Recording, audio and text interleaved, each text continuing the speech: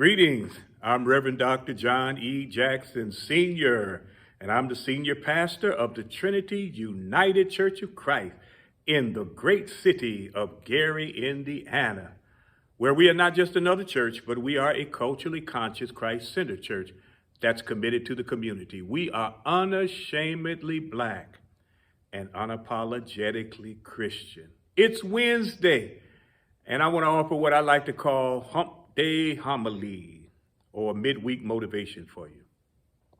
So my mama is in her early 90s now. She just was blessed to have another birthday this past August. We are thankful to God.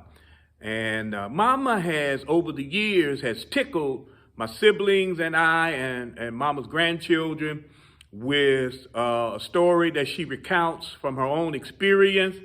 Mama grew up in Chattanooga, Tennessee, down south, y'all, Chattanooga, Tennessee. She went to Tennessee State University, historically Black college. And when she graduated, mama says her mama and daddy did what is called cut the apron strings.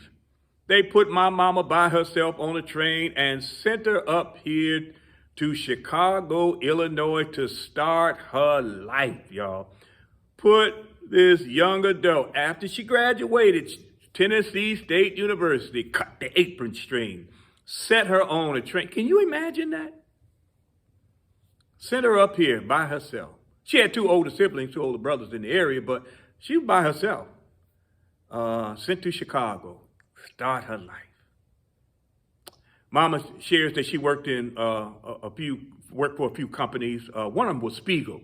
Now, this, I think, happened at Spiegel. I'm not sure. Mama's going to correct me if it's not. But while she was working, election time came around, and so she asked the Black coworkers that were working there with her, she said, so where do we go pay our poll taxes so we can vote? The Black coworkers said, what did you just say? She said, where do we go pay our poll taxes because I want to be ready to vote? Her Black co-worker said, baby, we don't do that up here. White folk made y'all do that down south, but we don't do that up here. Voting is your right. You don't pay for a right. You just go ahead on and show up to vote.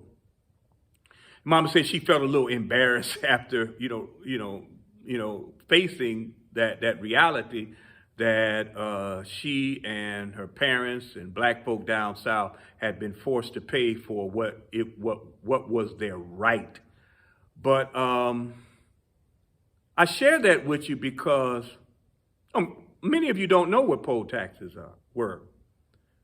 Poll taxes were white racist way of suppressing the vote of Black people. Poll taxes were Black people having to pay for a right. And guess what? Showing up, depending on where you were down south, the fee or this price, it never was the same. It was arbitrary, or whatever those people at the polls decided it was, which of course prevented a lot of Black people from voting. It's voter suppression. There were other foolish tricks that were played on Black people. One was, how many bubbles are in a bar of soap? Well, white folk couldn't answer that question either. But it wasn't asked to white people. It was asked to Black people to suppress the vote. And of course, when a Black person could not answer the question of how many bubbles in a bar of soap, then they would be turned away at the poll. There was another one. How many jelly beans are in this jar? Jar full of jelly beans. White folk couldn't answer that question either, but it wasn't asked to white people. It was asked to Black people in order to suppress their vote. And so when a Black person could not answer that question, they were turned away at the polls. They would not be able to vote. Poll taxes were in that line. And there were hundreds of other foolish, illegal tricks that were played on Black people to prevent them from voting. My mama and her parents and siblings, they voted. They paid those poll taxes because they had determined that they would not be denied their voice. Too many people had fought for that. Too many people had suffered for that. Too many people had bled for that. Because if you live in this country, it is a right and it is your voice. And how do you make change if you don't participate? Now, I'm not one to say just vote and everything gonna be all right. No, because voting comes with the responsibility to hold politicians accountable. So you got to do both. They go together like peanut butter and jelly. They go together. You got to vote and you got to be active. And too many times we vote and we don't do anything. Let me give somebody a wake-up call. Social media is not action.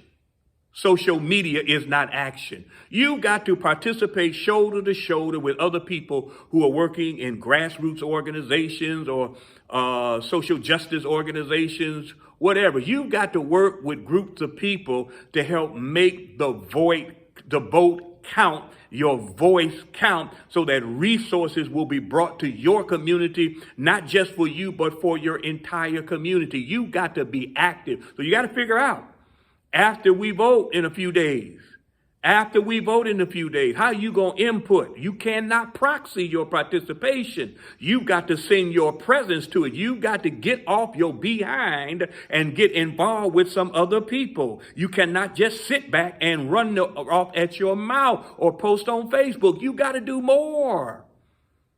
That's what black folk have had to do. And my mama's people and my mama from Chattanooga, Tennessee, and all over the South. They weren't stupid people. They recognized that they were voting for less than the ideal. They recognized that, but they were strategizing. They weren't stupid people. They were highly intelligent people. And I'm not going to denigrate their intelligence, y'all. They were extremely intelligent people who strategized that they were going to participate to help bring the ideal a little closer. Just in Chattanooga, Tennessee, just like all over the South, black folk couldn't go to a movie theater that white folk went to.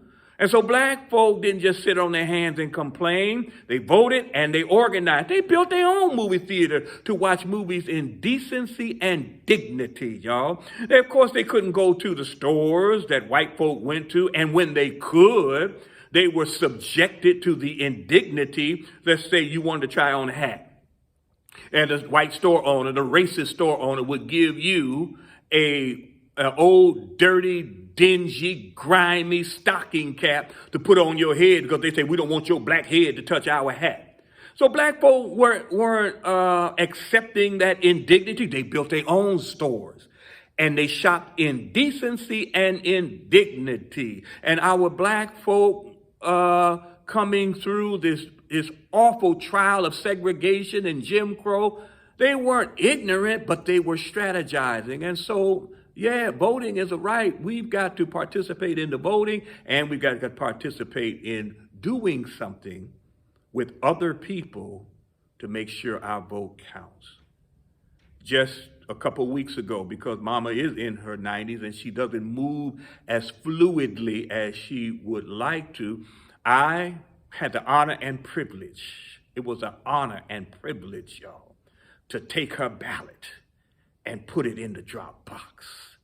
My mama in her 90s, I had the honor and privilege of taking her ballot and dropping it in the drop box for her. And again,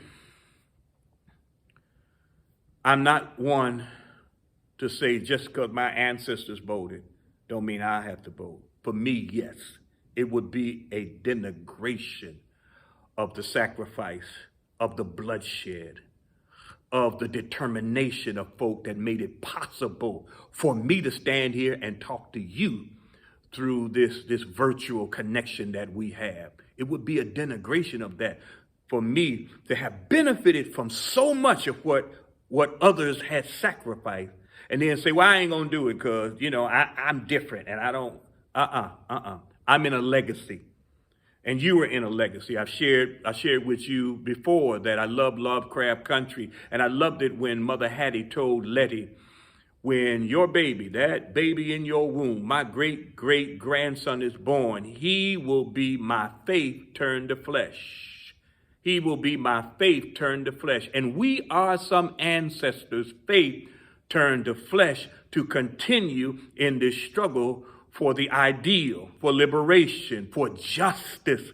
And the baton has been passed to us, not to drop the baton, but to hold on to the baton and pass it on to somebody else. And that baton of voting has been passed on to us. The Edmund Pettus Bridge is just one example, the bloodshed that happened so that we could get that voter's registration card and utilize it, but not just vote, but fight to make that vote count, y'all. And please understand, it's a presidential election, but there are other elections, Senate and local elections that we need to participate in. But in that presidential election, the two are not the same. One is a fascist, look it up. The other is a neoliberal, look it up. Neither one is the ideal, I know, but one is worse than the other. Fascism is much worse than neoliberalism. Now, neither one is the ideal. So whoever comes out on top, as we might say, we got to fight no matter who wins. We got to organize no matter who wins. We got to be active and engaged to bring resources to our community so that our communities can thrive and not just survive. So that means you got to get your behind in gear and be engaged in the process of organizing with other people. They go together, y'all. But you got to vote. Well, you should be voting. Again, it's important. You can measure your worth, I've told you before from Howard Thurman, by how much your enemy and the lengths they will go to prevent you from exercising that right. That's just how important you are. So pray for me because I use Mama's example and Mama's gonna get me. So please, y'all, pray for me. Pray for you, boy. And thank you, Mama, for giving us an example. Thank you, Mama, for giving us a legacy. Thank you, Mama, for giving us some steel in our back to pass on to our next generation. God bless you. God keep you. And never forget, I'm so glad the tomb was empty. Be encouraged.